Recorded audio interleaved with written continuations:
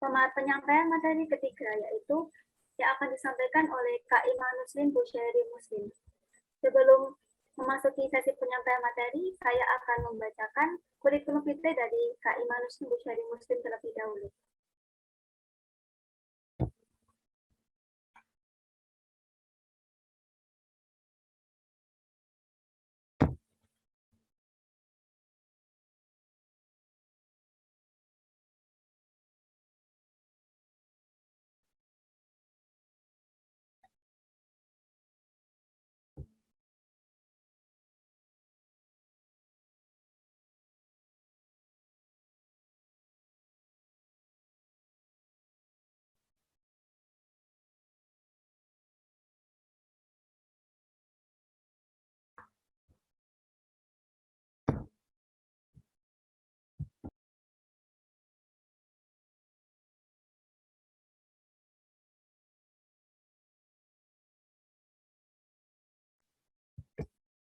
Mungkin saya bacakan saja karena operator masih terkendala sinyal.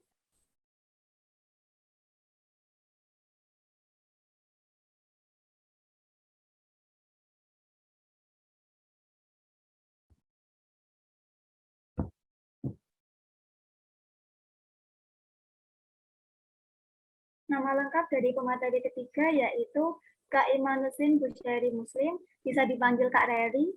Tempat tanggal lahir Surakarta 25 Februari 1989.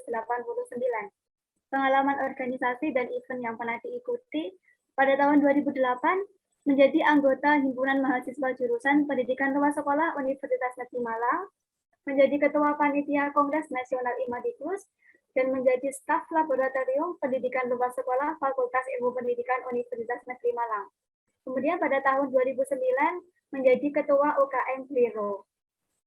Kesibukannya saat ini yaitu menghandle project video production, animasi, desain, and virtual event. Kemudian menjadi mentor program Binus University dan menjadi tim kreatif di beberapa perusahaan. Itu tadi kurikulum vitae dari Kak Imanuslim Bushairi Muslim. Baiklah, sesi penyampaian materi akan berlangsung selama 20 menit. Sebelum materi disampaikan, dimohon untuk seluruh peserta mengaktifkan kamera dan menonaktifkan mikrofon. Sesi tanya jawab akan dibuka setelah materi selesai disampaikan. Selanjutnya, marilah kita simak materinya akan disampaikan oleh Kak Imanuslim Bushairi Muslim. Waktu dan tempat kami persilahkan.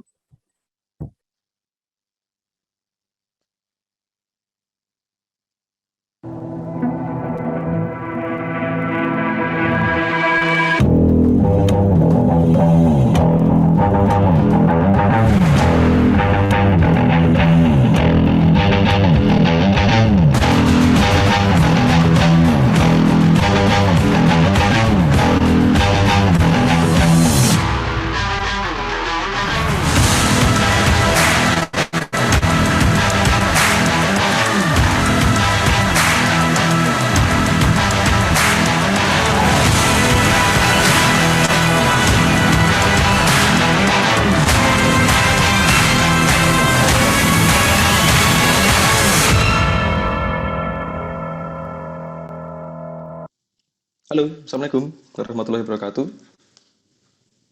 Ya, teman-teman selamat pagi semuanya.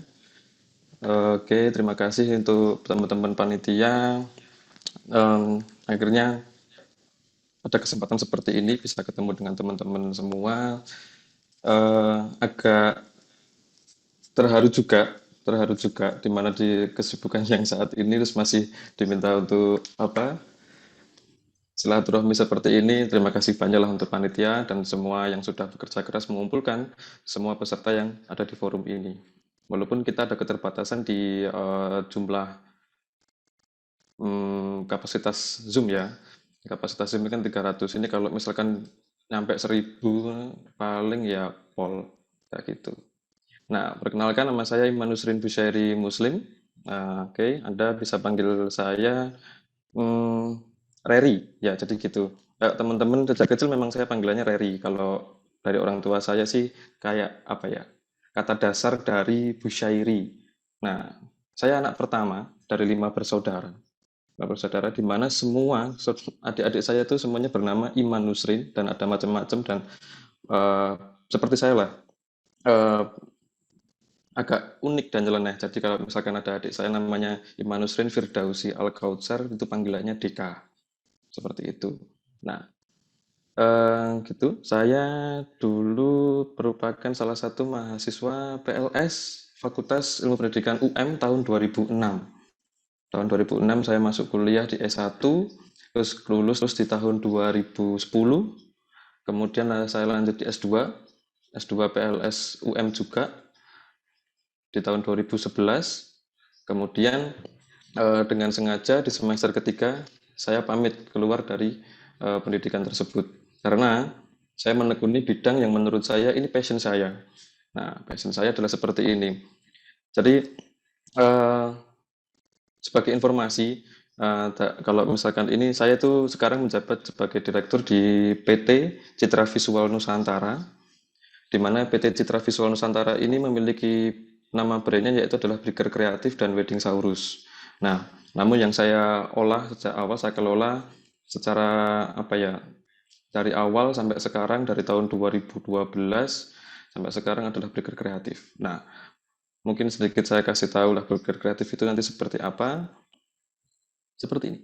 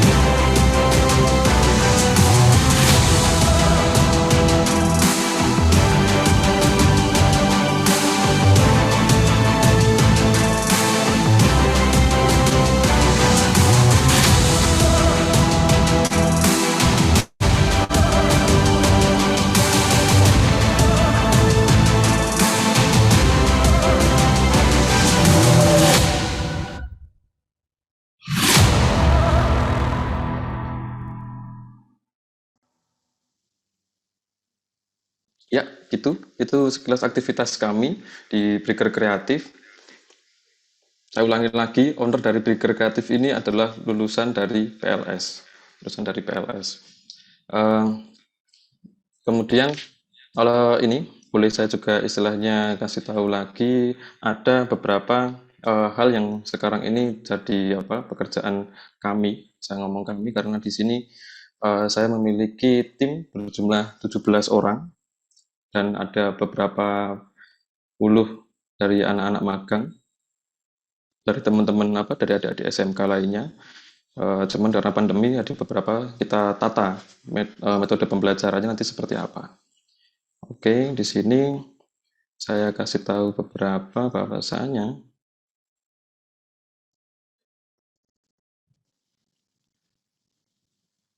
ini adalah yang ini adalah di tim saya. Tim di awal sebelum pandemi. Sebelum pandemi kami hanya berberapa ini? 1, 2, 3, 4, 5, 6, 7, 8, 9, 10, 11.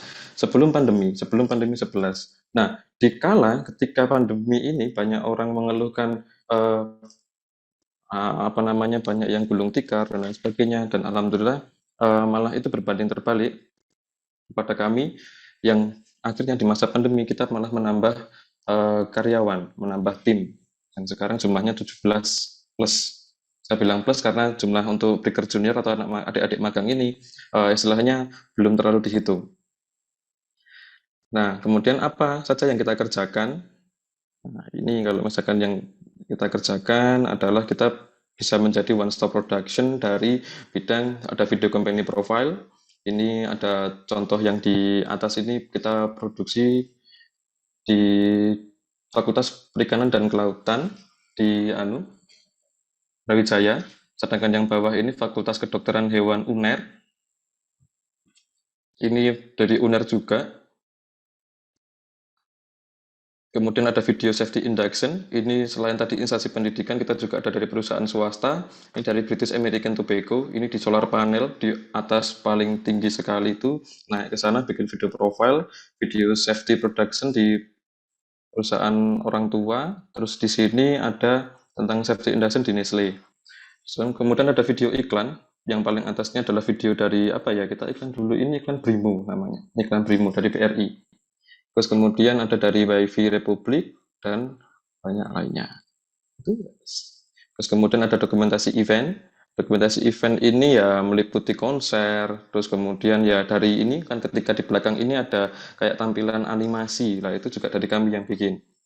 Kami yang bikin. Terus kemudian bagaimana konsepnya, itulah dari kami yang mengkonsep, terus kemudian kita mempresentasikan kepada klien, nanti bakal seperti ini Pak, insya Allah bakal seperti ini Pak. Nah, eksekusinya seperti apa, kita eksekusikan pada event mereka.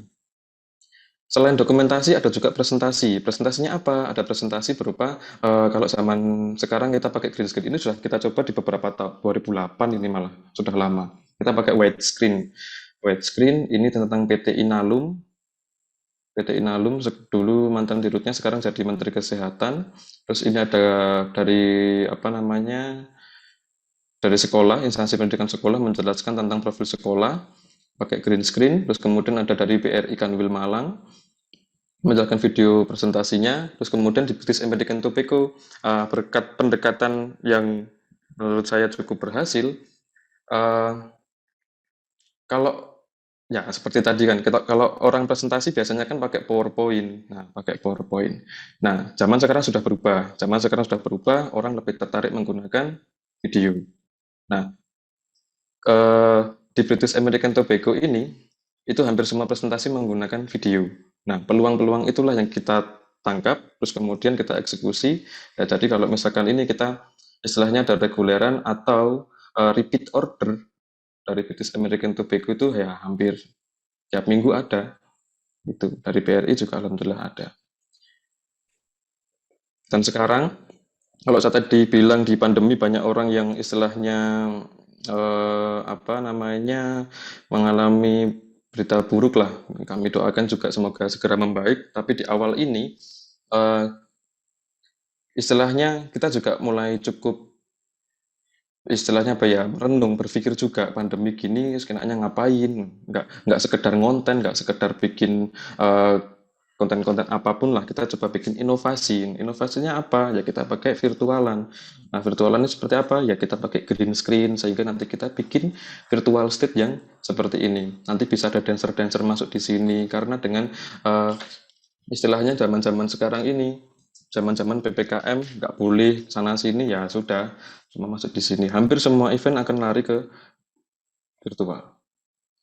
Setelah virtual, keadaan mulai memulih, kita mencoba presentasikan lagi namanya hybrid event. Hybrid event ini sudah tidak menggunakan green screen, tapi streaming, seperti yang kita lakukan sekarang. Kita lakukan sekarang, tapi istilahnya dengan equipment yang lebih baik, kemudian dengan konsep yang lebih matang. Nah, ini ada fashion show, terus kemudian ada ini ada perlombaan dari masing-masing cabang BRI se-Indonesia. Alhamdulillah menang di sini. Jadi ada setiap BRI cabang dari BRI itu perform, ada yang tari dan lain sebagainya lah. Kita jadi peserta, namun alhamdulillah bisa memberikan penampilan yang terbaik. Itu tadi kita ada di bidang video production, ada di bidang animasi. Ini animasi yang saya maksud, kita bikin animasi seperti ini, terus kemudian ada giant screen, animasi ini juga dari kami, animasi seperti ini ada, kita nyebutnya ada VJ, visual jockey, untuk mengoperasikan animasi agar bisa sesuai dengan ukuran di giant screen-nya.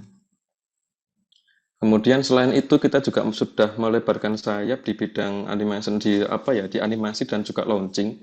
Jadi kalau misalkan di sini ada Arema, kita launching seragamnya Arema, seragam Arema yang terbaru kemarin, kita bikin videonya, terus kemudian kita juga mengambilan ini tepat sebelum eh, pelarangan pelarangan untuk istilahnya apa namanya, ini sesaat sebelum corona menyerang negara ini. Nah, jadi ya masih bisa berkerumun, masih bisa ini, ya, itu yang kita rindukan lah. Nah, terus kemudian ada apa? Ada visual effect. Kalau misalkan ini ada green screen, kita bikin animasinya. Terus kemudian ada dari perusahaan ini percetakan, bikin buku. Dan selanjutnya kita juga bikin dari apa namanya? Sekarang sudah merambah ke bikin-bikin logo, branding dan desain. Branding dan desain untuk produk seperti rokok, benih jagung, kemudian ada juga di sini di aplikasi. Sosial media juga nggak ketinggalan, hampir semua kita istilahnya apa ya? Ya karena namanya peluang ya, ya udah sikat aja. Wah kita bisa kok, seperti itu.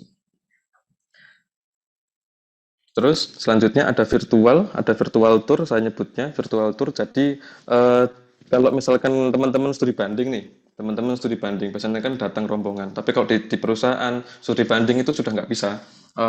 Misalkan dari perusahaan Nestle datang ke perusahaan satunya sudah tidak diperbolehkan. Jadi kalau masuk harus tes swab, tes dan lain sebagainya. Kompleks sekali. Nah akhirnya kita istilahnya apa ya, mencetuskan ide untuk virtual tour. Jadi semua dikemas secara live, seolah-olah dari perusahaan yang mau mengunjungi itu seolah-olah mereka datang ke perusahaan tersebut. Nah, itu sedikit yang apa ya, sedikit banyak yang sudah kita kerjakan juga di tahun ini dan tahun-tahun sebelumnya. Perlu diketahui Brigade Kreatif ini memang 2012 saya sebut tadi, namun kami agak serius di tahun 2016, mulai lebih serius lagi tahun 2018, karena di tahun 2018 itu baru ada admin, terus baru ada manajer, baru ada ini, ya yang diangkat ya dari tim-tim sendiri, kayak gitu. Jadi kalau open recruitment nggak pernah berhasil, tapi ya nggak pernah berhasil karena nggak pernah nemu yang cocok, nggak pernah nemu yang cocok dari karakter, dari skill dan lain sebagainya. Nah, ini kalau misalkan apa ya, tak sangkut-sangkutkan sama tadi yang sudah dibicarakan tadi, ini masalah tantangan sih, tantangan. Ya mohon maaf, tadi sudah dijelaskan juga sama Prof. Pri tadi, area di apa ya, sudah apa ya, masih zaman gitu loh, masih tanya mau jadi PNS atau non PNS, apa masih zaman itu. Kalau mindset saya sudah, yang namanya bekerja ya macam-macam, bekerja itu bisa di mana saja, nggak usah apa, pokoknya istilahnya saklek kayak gitu loh, terus mempertanyakan kompetensi PNS ini jadi apa, jadi PNS atau jadi non PNS. Sudah, mau jadi PNS ya bisa, monggo, mau jadi non PNS juga bisa, monggo. Tapi lah monggo ini juga harus di apa ya, dikawal dengan teman-teman itu harus tahu dulu yang namanya dunia kerja atau dunia apa ya. Misalkan kalau PNS mungkin instansi tadi juga Mas Nanang itu sahabat saya dulu yang pernah menyelamatkan saya terdampar di Jogja. Itu orangnya lucu sekali, apa namanya, sampai sekarang juga masih lucu sih. Hmm. Cuman tadi ya harus direboisasi mas. Terus kemudian ini mas, apa namanya, dari proses teman-teman gini, mohon maaf saya banyak yang belum tahu tentang dunia kerja. Dunia kerja itu ketika teman-teman sudah menyelesaikan masa perkuliahan terus masuk ke dunia kerja itu berbeda banget dengan apa yang Anda ketahui gitu. Nah, padahal Anda sudah tahu dunia kerja nanti paling seperti ini, nanti paling seperti ini, sudah baca referensi. Tapi ketika diaplikasikan, itu berbeda banget. Itu bagi yang sudah tahu. Nah, apalagi yang tidak tahu. Nah, tidak punya akses, tidak punya istilahnya, tidak tahu apa ya, ini peluangnya di mana dan lain sebagainya. Nah, terus kedua,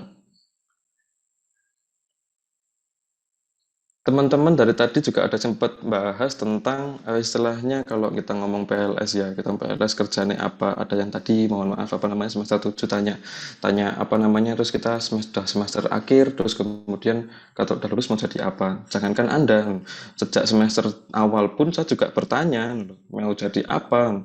Akhirnya rasa pertanyaan tadi itu saya balas dengan semua kegiatan itu saya ikuti. Saya ikuti baik HMJ, Ormawa, entah BDM, terus Blero, Pramuka, marching band, saya ikuti. Terus komunitas, zaman dulu komunitas nggak banyak. Komunitas nggak banyak. Kalau sekarang komunitas ada banyak. Ada komunitas foto video, komunitas sesuai hobi sekarang banyak sekali. Nah, itu diikuti. Terus kemudian saya juga sudah hobi ngedit sejak zaman dahulu. Tapi jangan dikira saya ngedit itu sudah punya equipment. Enggak. Itulah kenapa saya tadi dijelaskan jadi staf laboratorium PLS, karena di staf di lab itu ada komputer. Ya, sudah daripada saya ke warnet bayar kan, mending kan ke lab pinjem. Nah, gitu. Semua hampir semua sih banyak yang sudah saya ikuti dari aktif perkuliahan sampai ikut kemarin kalau tadi dijelaskan ada peta Indonesia, saya dulu apa ya PPL apa apalah itu yang sudah istilahnya kita tuh dikirim ke Kalimantan Timur tapi di bagian yang paling pedalaman. Jadi listrik ya adanya ya cuman ya malam jam 5 sampai jam 5 pagi. Kita dilepas di sana 2 bulan. 2 bulan disitulah yang apa ya istilahnya dari pengalaman-pengalaman satu dan lainnya itu yang benar-benar membentuk saya saat ini. Saya saat ini kayak gini ya karena saya yang kemarin gitu. Ketika saya di posisi Anda sekalian ini, cuman nah, bedanya atau mungkin yang bisa saya tekankan lagi, teman-teman di sini harus punya target yang jelas. Target yang jelas. Target yang jelas sih seperti ini. Katakanlah Anda punya target, saya pengen sukses. Itu nggak jelas. Nah, target itu kalau bisa yang terukur. Yang terukur, kemudian bisa diketahui kapan kalian akan berusaha untuk merealisasikan target itu. Kalau kalau tadi dikatakan kalian pengen sukses, oke, kasih di breakdown dulu. Saya kalau pengen apa namanya, saya pengen sukses, jadi breakdown dulu sukses itu gimana sih? Bermanfaat orang lain, belum itu belum terukur. Tapi kita breakdown lagi, sukses, oh kita punya tabungan katakanlah 20 juta. Nah, sudah itu ukuran yang paling gampang untuk dijadikan tolok ukur. Kayak gitu, pakai angka, semua pakai angka. Saya harus bisa menaikkan haji orang tua saya di usia sekian, gitu loh. Berapa tahun lagi dan lain sebagainya. Jelas. Jadi ketika kalian punya target itu kalau bisa diusahakan pakai angka. Jadi pesan saya buat teman-teman semua yang sekarang apa ya istilahnya masih meraba-raba, terus kemudian masih nggak tahu kompetensi PLS itu tadi apa, udah dijelaskan peluangnya banyak. Tapi kebanyakan dari kita yang ketika sudah tahu peluangnya, jadi penilai, jadi pamong, nggak mau ngambil. Jatuhnya malah protes. Protes ini kan ladang PLS, ngapain kok diambil orang non PLS? Banyak. Kalian akan menemukan di forum-forum lain. Nah, mindset itu diubah. Mindset itu diubah. Kayak apa yang saya kerjakan itu harusnya ladang orang apa ya? Diskonvis lah, desain komunikasi visual. Tapi ladangnya ya saya ambil, gantian lah, kayak gitu. Kalau bisa mindset kayak gitu, dengan ini kita bisa buka lapangan pekerjaan dan lain sebagainya. Nah, jadi buat teman-teman eh, jangan apa ya punya harapan orang lain mau melirik jurusan Anda kalau Anda sendiri tidak melirik jurusan Anda, kayak gitu. Nah, tambah lagi menurut apa ya kalau misalkan saya kemarin berpikir juga apa sih yang saya dapat selama masa kuliah dan sampai saat ini ada tiga tiga apa ya tiga saya coret ada beberapa istilahnya gini teman-teman hmm, harus tetap meningkatkan skill itu dalam artian eh, oke oke Mbak Putri selesai. Baik, nggak jadi. Kalau tadi mau tak kasih tahu skill yang harus dikembangkan karena waktunya udah habis, ya sudah, nggak saya jelaskan. Terima kasih. Ada pertanyaan memberi 5 menit lagi untuk menyampaikan. Mungkin bisa disampaikan 5 menit.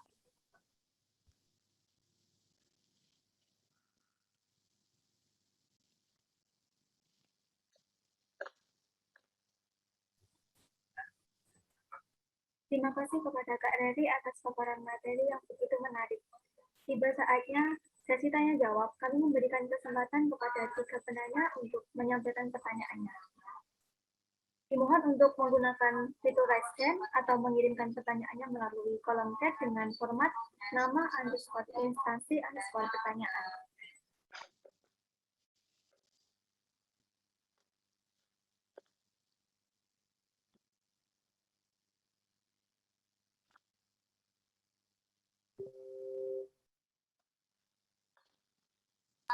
Karena masih ada yang belum mengangkat tangan, mungkin ada pertanyaan dari teman-teman. Ini dari formulir kemarin ada pertanyaan bahwasanya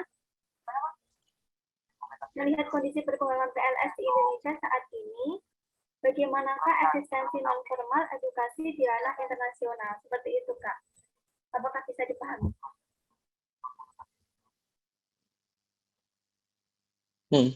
Bisa. Baik.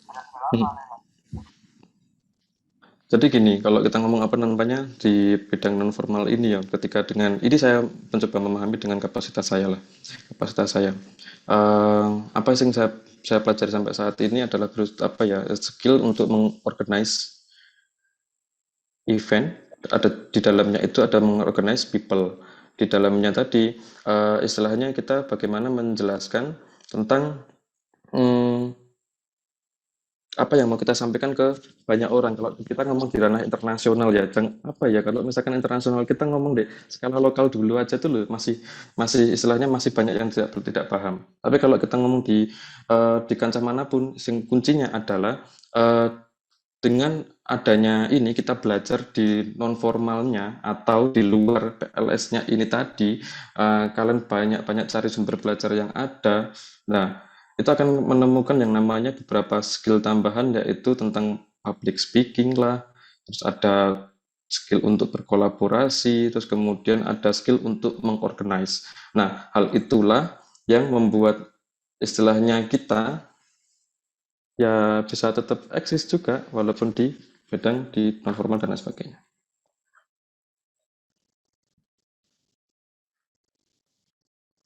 Baik, terima kasih Kak. Mungkin pertanyaan dari saya, bagaimana sih skill tadi kata kakak kan belum selesai. Bagaimana sih skill yang harus kita kembangkan seperti itu?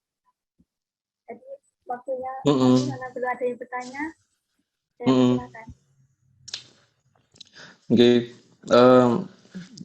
saya juga menyadari hal ini juga karena istilahnya gini, kalau sebelum saya ngomong skill, memang untuk apa yang saya capai saat ini pun kalau memang kita ngomong dikaitkan apa kaitannya pekerjaan saya dengan PLS, ya, saya jujur ngomong tidak ada.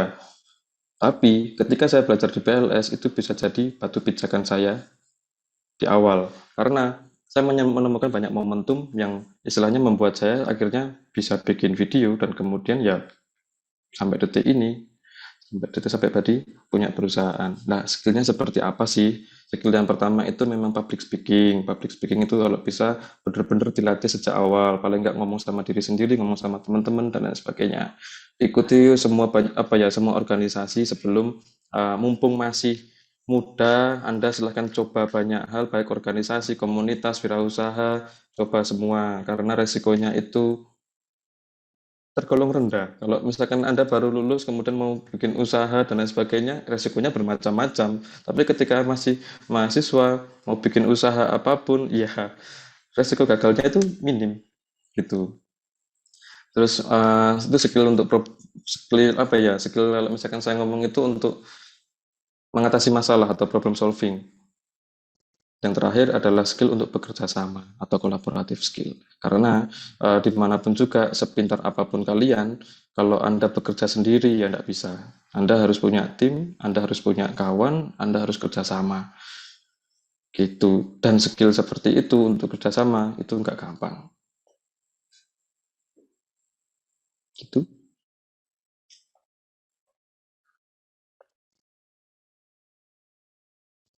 Oh iya Kak, ini ada pertanyaan di kolom chat dari Kak Andika. Pertanyaannya, bagaimana sih cara kita menemukan pekerjaan sesuai dengan hobi kita agar tidak bosan dalam bekerja? Karena pekerjaan yang paling bagus itu kan adalah hobi yang dibayar. Seperti itu Kak. Hmm. Ya, ya benar Mas Andika. Yang pertama temukan dulu hobinya, sampean apa? Hobinya apa? Temukan itu. Kalau misalkan hobinya sama seperti saya di bidang editing atau desain, itu banyak pekerjaannya. Anda di apa di situs-situs freelancer itu juga banyak. Anda kalau keluar itu sudah nggak bertanya PNS atau UMR lagi, tapi kalau kalau di Malang ini malah banyak. Kayak istilahnya dia cuma bikin desain PowerPoint, tapi omset perusahaannya per bulan sudah MM-an. Kalau saya masih mungkin nggak sampai segitulah, tapi cukup untuk menghidupi 17 keluarga. Kita kan ber-17 nih, hampir 50% di atas itu semua sudah berkeluarga. Nah, jadi yang pertama temukan hobinya dulu. Apa? Hobinya ini istilahnya eh, menghasilkan atau tidak. Coba itu dulu. Kalau misalkan sudah ketemu hobinya, temukan komunitasnya, itulah yang bisa eh, Anda lakukan. Untuk selanjutnya tinggal branding. Brandingnya apa? Gunakan semua sosmed yang ada. Jangan cuma Instagram, sekarang ada TikTok. Nah, gunakan TikTok itu sebaik mungkin, gak cuma joget-joget. Nah, tapi gunakan untuk mempromosikan skill Anda. Kayak tadi dijelaskan Mas Anang juga, bagaimana orang lain tahu skillmu kalau kamu sendiri itu nggak mau apa ya, belum menemukan hobi, belum menemukan skill. Nah, kalau bisa gali dulu skillmu apa, terus kemudian kalau sudah ketahui skillmu bagaimana, bikinlah kurikulum VT-mu, portofoliomu, sikat. Itu. Ini penting nih, kalau kalian misalkan ngandalkan apa, satu skill aja sampai lulus itu akan berat. Tapi kalau misalkan kalian punya banyak skill, punya banyak pengalaman, itu peluang akan datang sendiri. Itu. Dan kalau bisa ditentukan dari sekarang, jangan nunggu sampai apa ya terlambat. Itu Mas Andika, teman-teman. Baik Kak, terima kasih. Ini ada pertanyaan dari formulir teman-teman. Ya? Mana, Hmm? manakah yang lebih penting sebagai mahasiswa pendidikan luar sekolah, menekuni bidang yang sudah digeluti dan dipilih untuk dipelajari ataukah mencari pengalaman lain? Karena kan kalau menurut saya sendiri di PLS itu kan juga banyak banget gitu kak yang dipelajari. Jadi mungkin teman-teman itu ada yang bingung gitu mana sih harus dipelajari yang kita makan seperti itu kak. Hmm. Kita ngomong misalkan ngomong tanggung jawab ya, tanggung jawab ada apa namanya, ada kewajiban dan hak. Kalau kita ngomong kewajiban pertama kita ya kuliah. Nah, kita kuliah itu apa namanya, dari tanggung jawab utama itu tetap dijadikan prioritas utama. Namun kalau sudah punya hobi namanya seneng, Anda capek itu nggak kerasa gitu loh. Jadi kalau itu dibikin main job terus kemudian atau side job itu masih nggak masalah. Lowong apa namanya, ketika ini disambi-sambi kuliah pun juga oke. Hobi yang namanya hobi. Jadi tapi tetap jangan sampai hobi itu ngalahin kuliah kalian. Jadi tetap tahu prioritas lah, prioritas. Tapi kalau udah punya hobi itu bagus. Nah, tinggal Anda bagaimana apa ya mengasah hobi-hobi tersebut lah. Hobinya macam-macam. Tapi yang apa akan kesusahan kalau dari sekarang ini masih belum ketemu hobi yang eh, bisa apa ya, belum ketemu hobi yang jelas gitu loh. Hobinya masih apa, nongkrong-nongkrong terus kayak gitulah, itu eman, sayang sekali.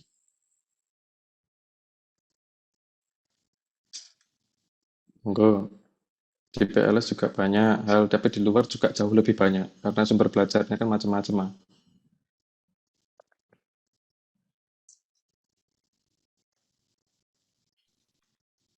Baik kak, terima kasih.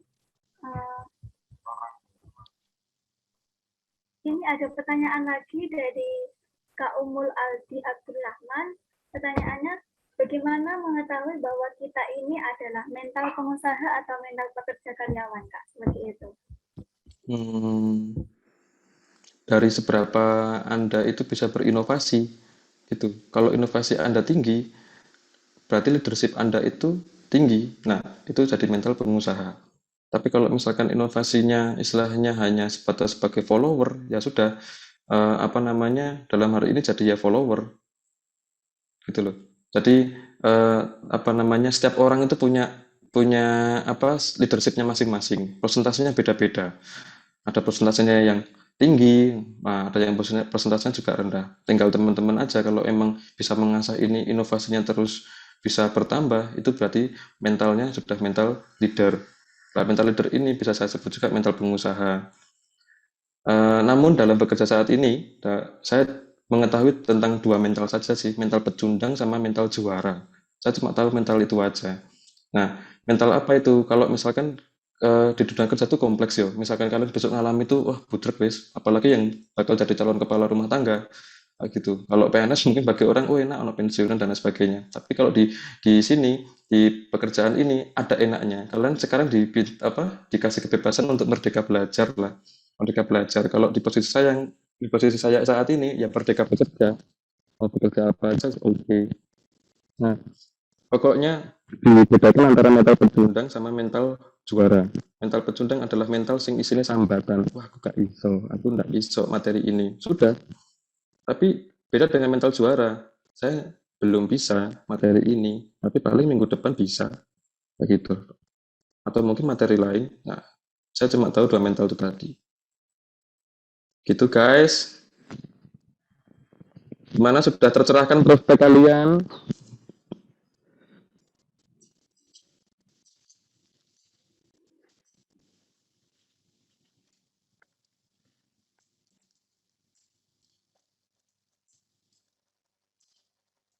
Baik Kak, ini terima kasih atas jawabannya.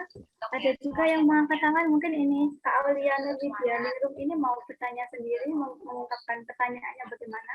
Silakan saya Kak. Kak, izin bertanya, gimana cara kita nemuin skill kita nih Kak? Misal kita udah ikut macam-macam organisasi nih, tapi belum ada aja yang serak gitu loh sama antara apa yang kita pengen dan yang kita ikuti di organisasi. Oke. Kalau pengalaman saya hampir semua juga sepakat sih. Kita kalau secara profesionalnya itu tahu namanya skill metric. Skill metric itu adalah tentang kemampuan diri sendiri. Kemampuanmu apa? Dalam menulis berapa nilainya? Kamu bikin angka tuh 0 sampai 5. Nah, oke, menulis berapa? Leadershipmu berapa? Dan sebagainya. Itu kalau profesionalnya. Kalau misalkan pakai cara sing biasa atau cara istilahnya bahasanya bahasa embongan lah, bahasa jalanan, coba terus sampai ketemu. Gitu.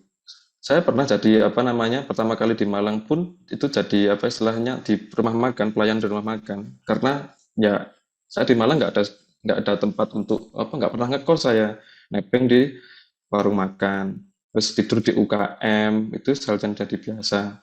Terus ketika ya itulah pengalaman dulu. Kalau misalkan kalian di PLS Malang ya kalian misalkan tahu mas-masnya dulu ada namanya bakso kepala sapi, itu saya juga pernah jualan di situ. Nah, dicoba semua sampai satu waktu semua kesengajaan itu kayak nggak ada apa-apanya. Tapi ketika ketemu yang ketidaksengajaan, saat saya main di lab ada orang ngedit video, kok keren, ya sudah dari itu ketidaksengajaan, kok keren ya, tak coba ya jadilah saya sampai saat ini. Ketemunya itu ya di lab PLS-nya kayak gitu. Itu kalau kalian nemu kayak rahasia rezeki dari Allah itu ya itu. Kalau skill belum nemu, cari terus. Coba semua lah. Itu Mbak Aulia Nur Widianingrum, silahkan. Terima kasih Kak. Ya, ya. Mbak Putri. Terima kasih Kak Reri atas jawaban-jawaban yang menarik. Mungkin ini karena waktunya sudah selesai. Terima kasih atas paparan materi yang menarik. Sebelumnya saya ucapkan terima kasih selaku narasumber ketiga kepada Kak Reri.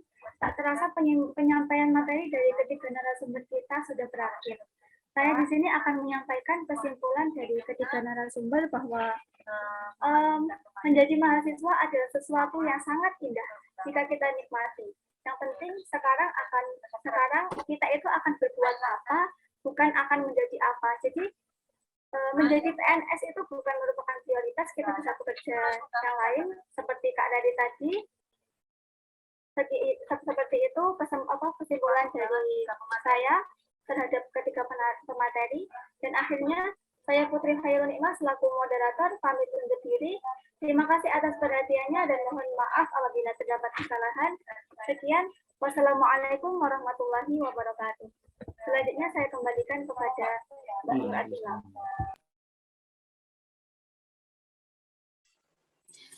Baik, terima kasih kepada Kak Putri yang telah memandu jalannya webinar dengan luar biasa.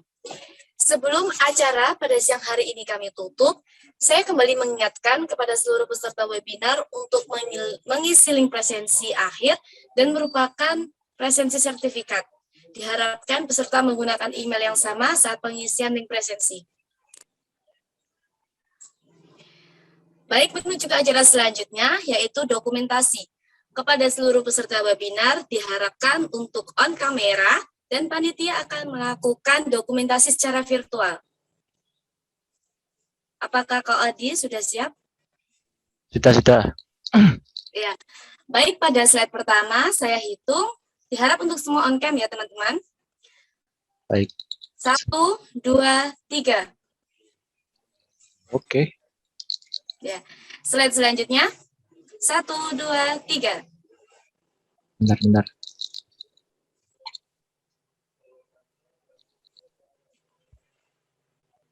Oke, sudah.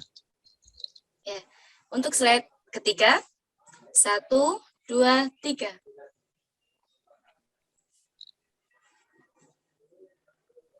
Oke, sudah. Ya. Slide selanjutnya nih Kak. 1, 2, 3. Oke, sudah. Masih ada Kak ya? Sudah habis. Nggak ada yang on Oh, cam. sudah habis. Sudah? Sudah. Ya. Alhamdulillahirrabbilalamin. Kita telah sampai di penghujung acara. Terima kasih kami ucapkan kepada narasumber, moderator, serta para peserta webinar yang telah menyimak acara dari awal sampai akhir. Semoga ilmu yang didapat bisa menambah wawasan dan bermanfaat bagi kita semua. Saya selaku Master of Ceremony, mohon maaf apabila terdapat salah kata, baik yang saya sengaja maupun tidak disengaja. Harta semakin hari akan semakin habis, tetapi ilmu semakin hari harus semakin bertambah. Jangan pernah berhenti untuk belajar hingga usia tak lagi menyapa. Terima kasih. Wassalamualaikum warahmatullahi wabarakatuh.